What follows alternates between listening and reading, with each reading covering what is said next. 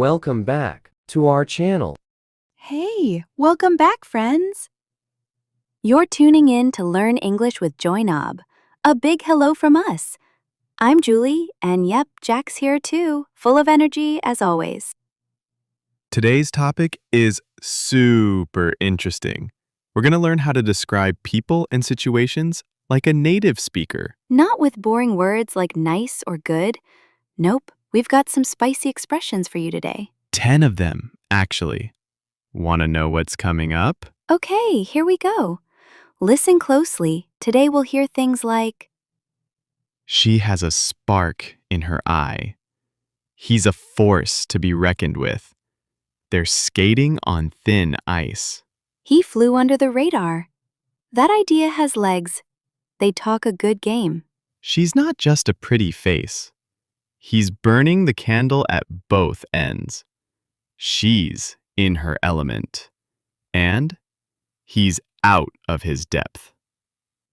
Each one has a story, a feeling, a situation behind it. So don't go anywhere.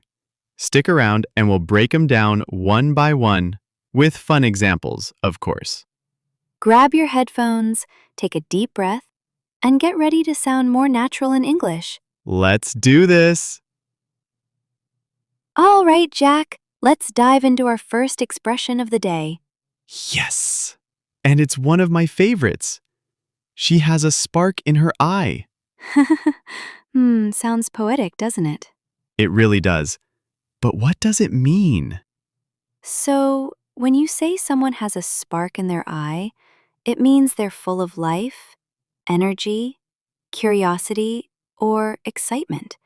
It's like they shine a little when they look at something they love. Oh, okay. So it's like when someone's really passionate or excited and you can see it in their eyes? Exactly. You're not just talking about their eye color. You're talking about that little shine, that little fire in their eyes when they're excited about something. Like when you see a kid in a toy store for the first time. Total spark in the eyes. Totally. Or let me tell you a quick story. Yes, I love your stories. Go on. Okay, so last week I met this little girl at my cousin's birthday party. She was about 7, and oh my gosh, Jack, when she started talking about dinosaurs, she had the biggest spark in her eyes. Aww. She knew all their names, what they ate, where they lived, how big they were. She even corrected a grown-up who said, T-Rex is the biggest. She was like, actually, that's the Argentinosaurus. Wow. Okay, dino expert. Yeah, she was so passionate and alive when she talked. That's what we mean by she had a spark in her eye. Love that. It's such a warm way to describe someone. Hey, Julie, can we also say this about adults? Like, not just kids? Oh, absolutely. It's not about age. It's about that inner zest someone has. Let me give you another example. Yeah, go on. So there's this woman at my local bakery. She's probably in her 60s, right? But whenever someone walks in, her eyes light up. She talks to everyone with this joyful energy. You can see the sparkle, like she truly loves what she's doing. Aw, that's so sweet. So I said to my friend, she's got such a spark in her eye. I think baking is her happy place. That's beautiful. Can guys have it too? Of course, it's not just for girls.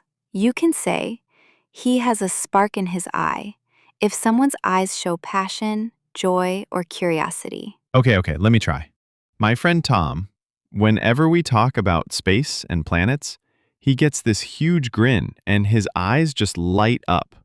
So I could say, Tom has a spark in his eye when he talks about astronomy. Yes, that's perfect, Jack. Ooh, I'm nailing this. All right, listeners, now it's your turn. Think of someone who really lights up when they talk about something. Got someone in mind? Maybe your sister when she sings, or your best friend when they talk about travel. Try saying this. She has a spark in her eye when she sings. Say it with us now. We'll do it slow. She has a spark in her eye. Now faster. She has a spark in her eye. Nice, you're doing great. Let's keep going. All right, Jack. Are you ready for phrase number 2? Oh, yeah, and this one sounds powerful, like superhero powerful. He's a force to be reckoned with. Yep, it totally does. So here's what it means. When someone is a force to be reckoned with, it means they are very powerful, talented, or determined. You just can't ignore them. So it's like saying someone is strong or serious business, right? Exactly. Not always physically strong, but they have influence or skill or presence that demands respect. Ooh, okay, like that one quiet student in class who suddenly wins the whole debate competition. Yes! Everyone's shocked, and then you say, wow, he's a force to be reckoned with, because now people will think twice before underestimating him again. Okay, wait, let me tell a story. Ooh, story time from Jack. Yes, please. So, I once worked with this guy named Amir. Super chill, always quiet in meetings, but one day our whole team messed up a presentation. And Amir? He just stood up, grabbed the whiteboard marker, and explained everything like a pro. Clear, confident, no notes. Even the boss was like, What? Go Amir! yeah. After that day, the boss literally said, from now on, Amir's leading our client meetings. He's a force to be reckoned with. Love that. It's a phrase full of respect and a little bit of awe. So, listeners, if someone impresses you big time, maybe they're confident, bold, smart, or just unstoppable, try this phrase. Say it with us, slowly first.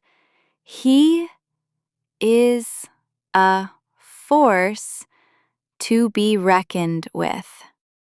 Now try it faster. He's a force to be reckoned with. And remember, it works for anyone. You can say, she's a force to be reckoned with, or even that team is a force to be reckoned with. Hey, Jack, can we use this phrase in sports? Oh, totally. Like, that new striker is a force to be reckoned with. You know, he's fast, he scores, he scares defenders. Yes. Or in business, her marketing ideas doubled our sales. She's a force to be reckoned with. Nice. And hey, even in movies, right?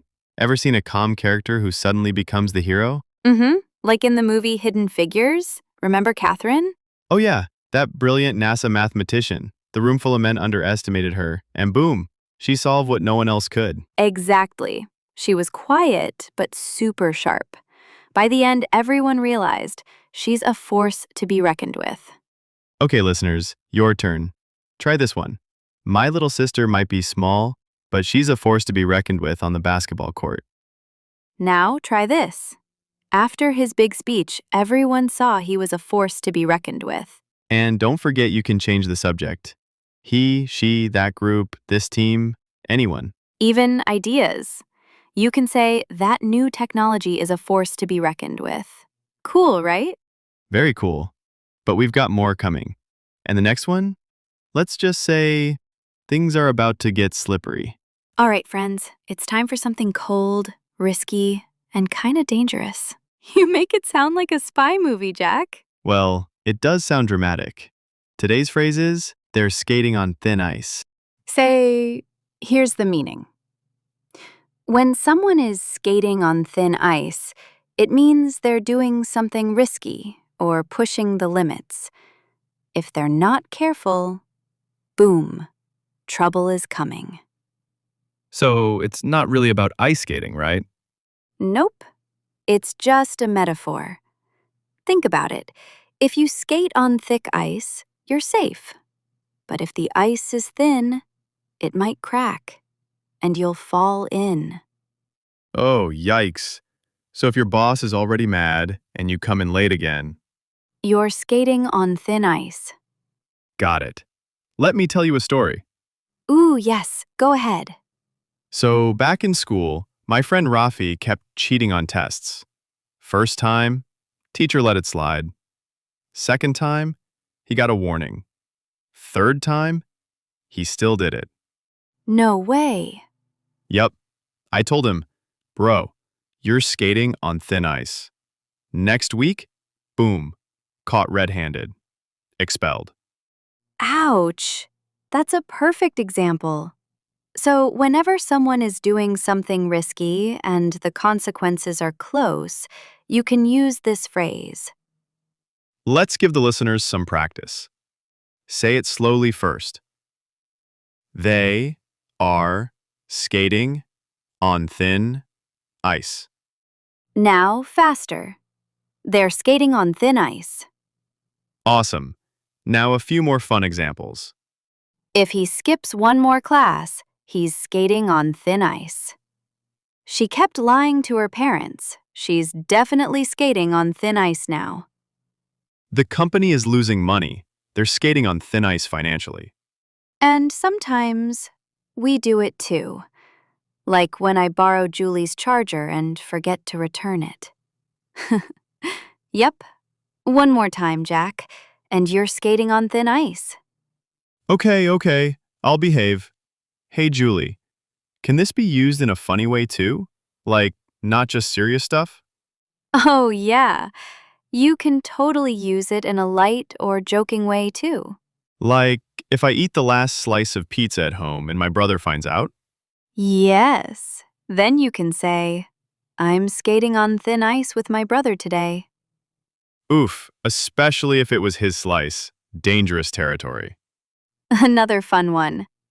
She borrowed her roommate's dress without asking. Now she's skating on thin ice. Ooh, risky. And what about in the workplace? Great point. Imagine this. He's already missed 2 deadlines. If he misses another, he's skating on thin ice with his manager. Nice. So it can be used for friends, family, school, work, anywhere someone's pushing the limit. Totally. Want to try a few with us, listeners? Repeat after us. Shadowing practice. They're skating on thin ice with their parents. You're skating on thin ice right now. Be careful. After the last warning, he was really skating on thin ice. We keep interrupting the teacher. You're skating on thin ice. Great job. Use this phrase when someone is this close to trouble, or maybe when you are. Just don't fall in the icy water. Next up, a phrase for someone who stays quiet, unnoticed, but still does big things. Yeah, coming up next. He flew under the radar. Stay tuned. I do this next phrase. It's for those sneaky, quiet, low-key types. Like you, when you take cookies from the staff kitchen and pretend you didn't. Shh, I was just flying under the radar. And that, my friends, is our next phrase. He flew under the radar. So what does it mean? It means someone did something quietly, without drawing attention, and often got away with it, or succeeded quietly. They stayed low, unnoticed, under the radar.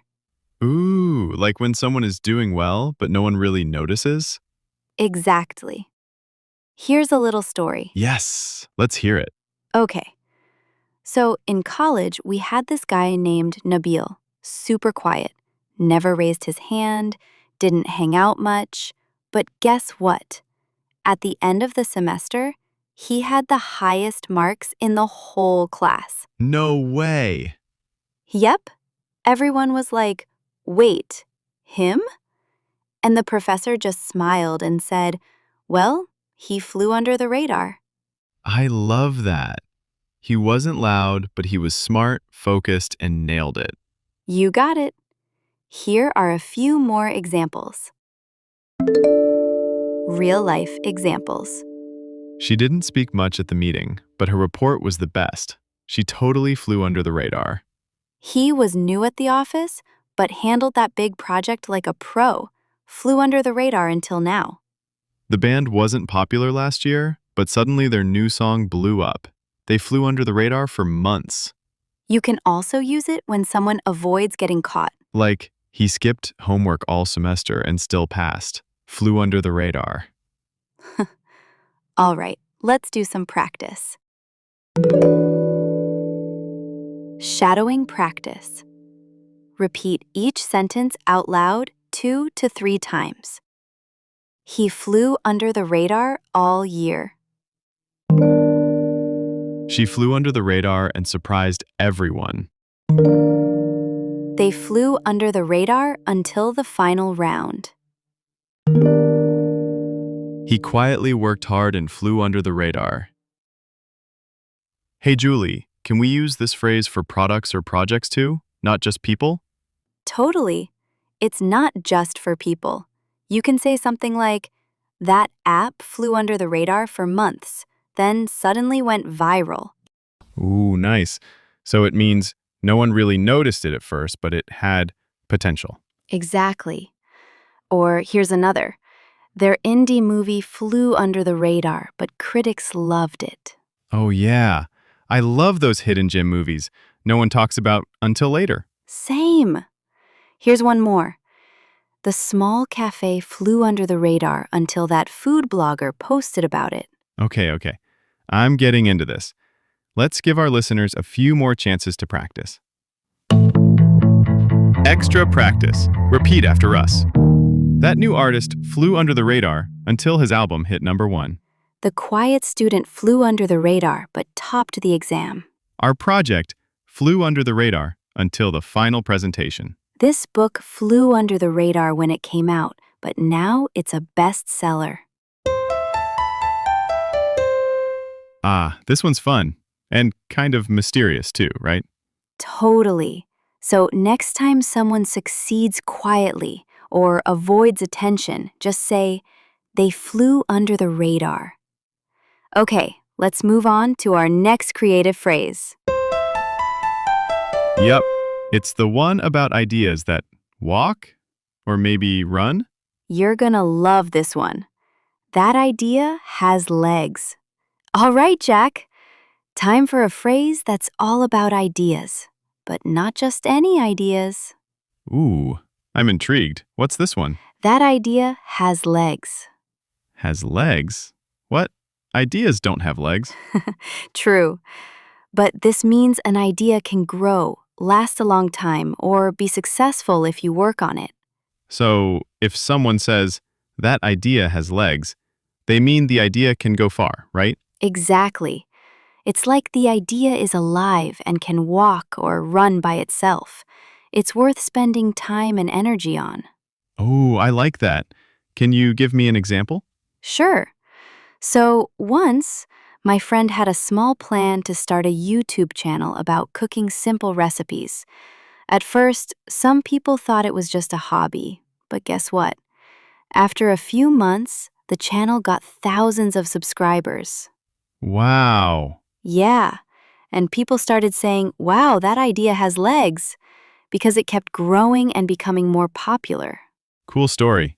Okay, let's hear some more examples for our listeners. Real-life examples. The new marketing plan has legs. It could increase sales a lot. Their startup idea has legs. Investors are interested. Her design for the app has legs. It's fresh and useful.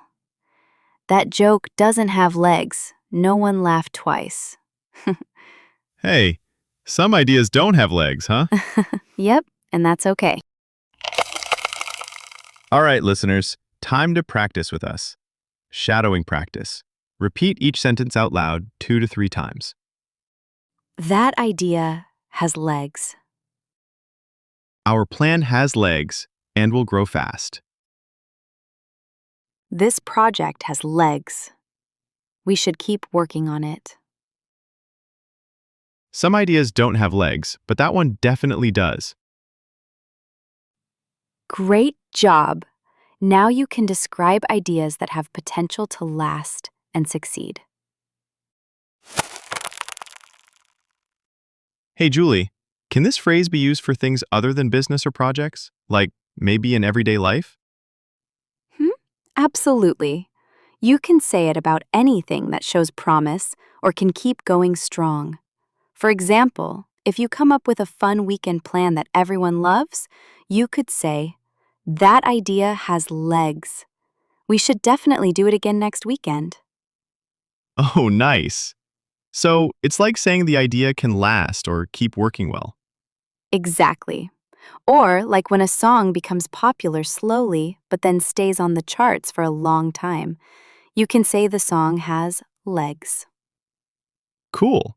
So how about a party idea that everyone enjoyed and talked about for weeks? Perfect. You could say, our Halloween party idea really had legs. People are still asking about it. All right, listeners, your turn. Repeat after me. That idea has legs. This plan has legs and could grow big. Our game night idea has legs. That funny story has legs. Everyone keeps telling it. Awesome! Keep using this phrase when you want to say an idea, plan, or thing has potential and will keep going strong. Ready for the next phrase? It's about people who can talk a lot. But do they really do much?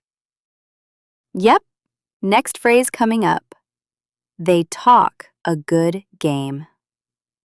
All right, Jack, this next phrase is for those people who, say a lot, but maybe don't do much. I think I know what you mean. Like when someone boasts but doesn't deliver? Exactly. The phrase is, they talk a good game. So, what does it really mean? It means someone talks confidently, maybe even bragging about what they can do, but you're not sure if they actually can do it. So like someone who promises the moon but maybe can't even reach the roof? Yes. Or someone who says, I'm the best player, but always loses the game. Got it. Can you share a story to help listeners? Sure. So, I knew this guy at college who always talked about how great he was at basketball, always saying, I'll dunk in the next game. But when game day came, he barely scored.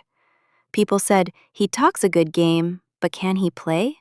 Whew, classic. Yeah. So it's about confident talk, but actions don't always match. Okay. What about some examples? Here you go. The new manager talks a good game about improving the company, but nothing has changed yet. He talks a good game about his skills, but he rarely finishes his projects. They talk a good game during meetings, but when it comes to work, it's a different story. Nice. Now, listeners, repeat after us to practice. They talk a good game. She talks a good game, but I haven't seen results. He talks a good game, but actions speak louder. They talk a good game in the office, but don't deliver. Great job! Now you can describe people who are all talk and maybe less action. Hey, Julie, can this phrase be used in a fun way? Like when friends brag, but don't really mean it? Oh, yes! You can say, oh, he talks a good game about his cooking skills, but his kitchen is a disaster. Haha. Or when someone says, I'm going to win the race, but then trips at the start. Yeah, they talk a good game. Exactly. And it's not always negative. Sometimes people just like to joke around with this phrase. Got it. How about at work? Sure. You might hear, the new salesperson talks a good game, but hasn't made any sales yet. Or, our team talks a good game in meetings, but the results aren't there. Perfect. Listeners, let's practice some more. Shadowing practice. She talks a good game about her plans, but hasn't started yet. They talk a good game, but their actions don't match. My brother talks a good game about fixing cars, but he calls me for help. Awesome. Now you can spot when someone's all talk and maybe not all action. All right. Next up, a phrase about someone who's not just about looks. Yep, coming soon. She's not just a pretty face. All right, Jack. This next phrase is for those amazing people who are beautiful, but also super smart, talented, or strong. I think I get it. It means someone is more than just their looks? Exactly. When you say she's not just a pretty face, you're saying she has many other great qualities beyond being attractive. Like brains, skills, personality, the whole package. Yes, let me tell you a story. Story time. I love it. So, I had a classmate named Sarah. Everyone thought she was just popular because she was pretty. But then, she won the science competition and helped organize the biggest event of the year. Wow. That's awesome. Yeah, after that, people said, Sarah's not just a pretty face. Cool. Can we use this phrase for guys too? Usually we say it about women, but you can say similar things about anyone who's more than what people expect. Okay. What about some examples? Sure. She's not just a pretty face. She's the top engineer at the company. Don't underestimate her. She's not just a pretty face. Our new team leader is not just a pretty face. She's smart and hardworking. Great. Now, listeners, let's practice together. Shadowing practice. She's not just a pretty face. She's not just a pretty face. She's very talented. Don't judge her. She's not just a pretty face. Our manager is not just a pretty face. She leads the team well. Awesome. You can use this phrase when you want to say someone is much more than just their appearance. Hey, Julie, can this phrase be used in a fun way? Like to surprise people who think someone is just about looks? Absolutely. You can say something like, Don't be fooled. She's not just a pretty face. She can fix cars better than anyone I know. Haha. Or when someone surprises you at work, you can say, Yeah, she's not just a pretty face. She's the best coder on our team. Exactly. And it's a nice way to give someone credit for their skills. Cool. What about for friends or family? Sure. Like, if your sister is good at sports and smart in school, you can say, My sister's not just a pretty face. She's a star on the soccer team. Great. Let's do some practice. For our listeners, She's not just a pretty face. she's not just a pretty face. She's very talented. Don't judge her. She's not just a pretty face. My cousin's not just a pretty face. She's a great musician. Awesome. Use this phrase when you want to highlight someone's talents beyond their looks. All right. Next phrase is about working too hard. Sometimes too much. Yep. Coming up next, he's burning the candle at both ends. Jack, this next phrase is about someone working really hard, maybe even too hard. Oh yeah? What is it? It's, he's burning the candle at both ends. Burning the candle. At both ends? That sounds painful. It does sound painful, but it means someone is working or doing things from early morning until late at night, without much rest. Ah, so they're super busy and maybe tired? Exactly! It's like the candle is burning from both sides, so it will burn out faster. Makes sense. Can you tell me a story about this? Sure. My friend Sam has a full-time job, but he's also studying for a big exam. He wakes up early to study, works all day, and then studies again at night. His friends say, Sam is burning the candle at both ends. Wow, that sounds tough. It is. And it's a warning to take care of yourself. Got it. What about some examples for our listeners? Here are some. She's burning the candle at both ends, working 2 jobs and taking care of her family. He's been burning the candle at both ends to finish the project on time. If you keep burning the candle at both ends, you'll get sick. Great. Now let's practice. Shadowing practice. He's burning the candle at both ends. She's burning the candle at both ends with her busy schedule. They're burning the candle at both ends to meet the deadline. Don't burn the candle at both ends. Rest is important. Awesome! Use this phrase when someone is working too hard and needs a break.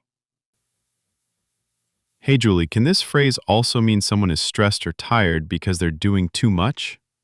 Absolutely. It's not just about being busy. It's about pushing yourself so hard you might get exhausted. Like my cousin who works days and then studies all night for his exams? Exactly. Or like when someone works late and then wakes up early for a meeting. Got it. What about other examples? Sure. You can say, she's burning the candle at both ends to finish her thesis and work overtime. He's been burning the candle at both ends, so he looks really tired lately. If you keep burning the candle at both ends, you might get sick. You need rest. Great. Let's practice a bit more with our listeners. Shadowing practice. He's burning the candle at both ends. She's burning the candle at both ends with her busy life. They're burning the candle at both ends to meet the deadline. Don't burn the candle at both ends. Take care of yourself. Awesome! Use this phrase when you want to talk about someone working too hard. Okay. Next phrase is about someone who's completely lost, like in way over their head. Yep. Coming up next, he's out of his depth. Hey, Jack, have you ever seen someone who just shines when they're doing something they love? Oh yeah, like when my friend is playing soccer, she looks so confident and happy. Exactly. That's what we mean when we say she's in her element. In her element? What does that mean? It means she's in the perfect situation or place where she feels very comfortable and can do her best. Ah, so it's like she's doing exactly what she's good at and loves. Yes. Let me tell you a quick story. I love stories. There was this girl, Maya, who loved painting since she was little. Whenever she was in her art studio, painting and creating, she looked so happy and focused. Everyone said, Maya is really in her element when she's painting. That's beautiful. Can we use this phrase for other things? Sure, like a chef cooking, a teacher teaching, or a dancer performing. When they're doing what they love, they're in their element. Cool. What are some examples? Here you go. She's in her element when she's on stage. He's in his element coaching the team. They're in their element working outdoors. All right, listeners, let's practice saying it together. Shadowing practice. She's in her element. She's in her element when she's teaching. He's in his element on the basketball court. They're in their element during the concert. Great job!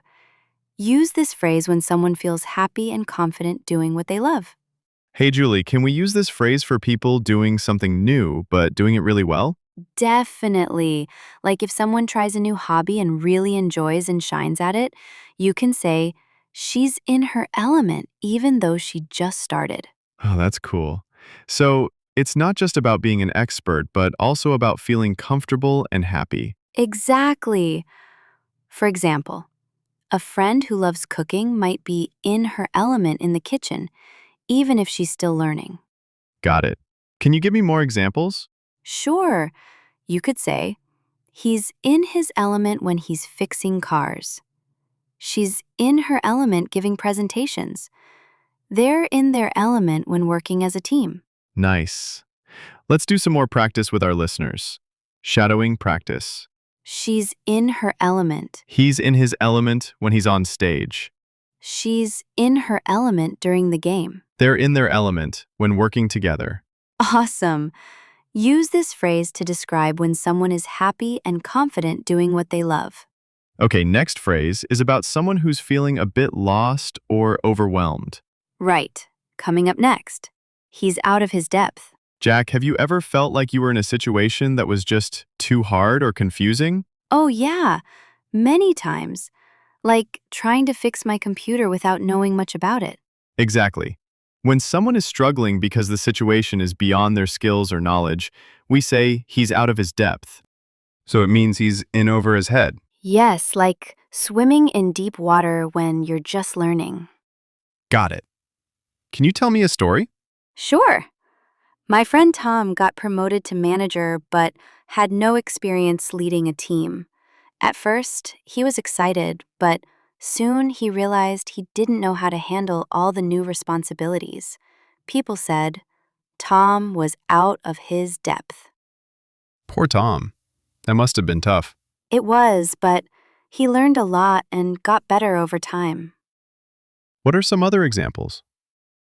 Here you go. He was out of his depth in the advanced math class. She felt out of her depth when she started her new job. If you take on a project like that without help, you might be out of your depth. Hey, Julie, can this phrase also be used when someone tries something new and feels a bit overwhelmed? Absolutely. It's perfect for those moments when you're not sure what's going on or you're not ready for a challenge.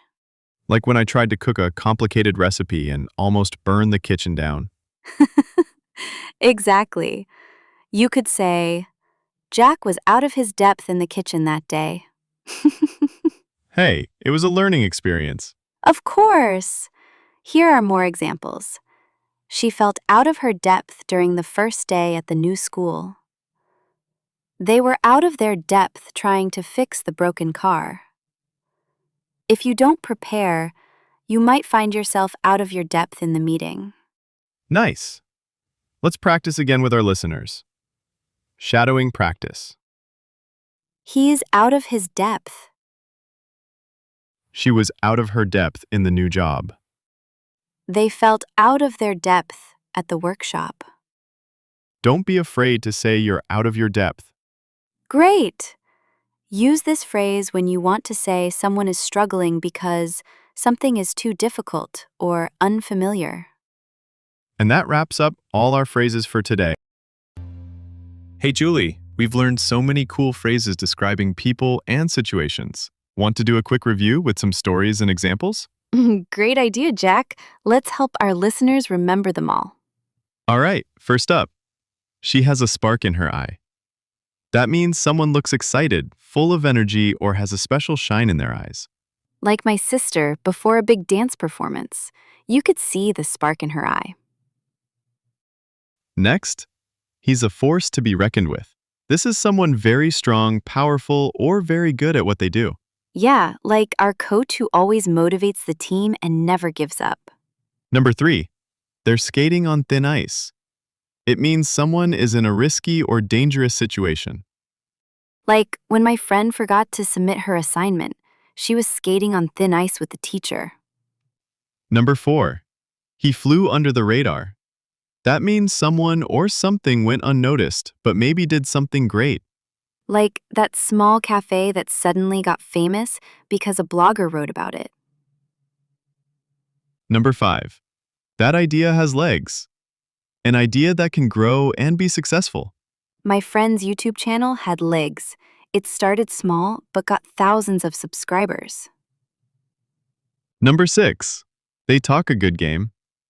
People who talk confidently but may not act the same way. Like a guy bragging about basketball skills, but never scoring in games. Number 7, she's not just a pretty face. Someone who's attractive but also smart or talented. Like my classmate, Sarah, who won the science contest and was also very popular. Number 8, he's burning the candle at both ends. Working very hard, often too much, and risking exhaustion. Like my friend Sam, working full-time and studying late at night. Number 9, she's in her element. When someone is happy and confident doing what they love. Like Maya, painting in her studio, totally focused and joyful. And last, he's out of his depth. Someone struggling because the situation is too hard or unfamiliar. Like Tom, who was promoted but didn't know how to manage a team at first. Phew! That's a lot of phrases. But with these stories and examples, I think our listeners can remember them well. Hey, Julie, remember that fun week we had meeting all those interesting people and learning new phrases? Oh, yes, each person taught us a phrase that really describes them or their situation. Let's tell our listeners those stories again so they can remember the phrases better. Great idea. Okay, first up, the girl with the sparkle in her eye. Right. That means someone full of energy and excitement. Like Mia, who was so happy starting her new job, you could see the spark in her eye. Then there's Mike. He's a force to be reckoned with. Remember how he led the basketball team to win the championship? Nobody could stop him. Oh, and the twins, Emma and Ben. They were skating on thin ice when they tried to fix the old bike without telling their parents. Yes. And then there was Anna, who flew under the radar. She quietly helped everyone at the office without seeking attention. Her new project really had legs. It grew fast and became super popular. But remember Tom? He talks a good game about his skills, but he always forgets his homework. That's right. And Sarah, she's not just a pretty face. She's the smartest student in class and also very kind. Sam was burning the candle at both ends, working during the day and studying all night for exams. And Maya. She's in her element when painting. She looks so happy and focused in her studio. Lastly, poor Tom was out of his depth when he became manager. It was a big challenge for him. Wow, what a week. These stories really help remember the phrases. Yes, listeners, try to use these phrases when you describe people or situations. It makes your English much more natural. Thanks for joining us on Learn English with Joynob. See you next time.